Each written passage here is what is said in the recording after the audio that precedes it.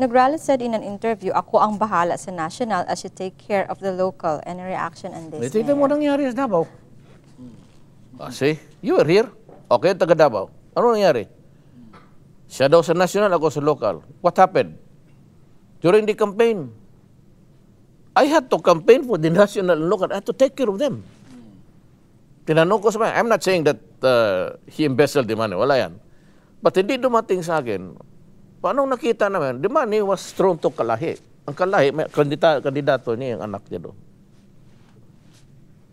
Hindi ko nakailangan, I don't have to belabor the issue. Alam niyo yung taga Davao. Alam niyo ang nangyari. Kampanya, nakikita mo kami. Oh, where was Noglares? With the national candidates, where? He was nowhere to be found. Kasi sinong hindi magalit niyan? Yan. Walang katapusan yung ano namin. Just bickering. Political bickering.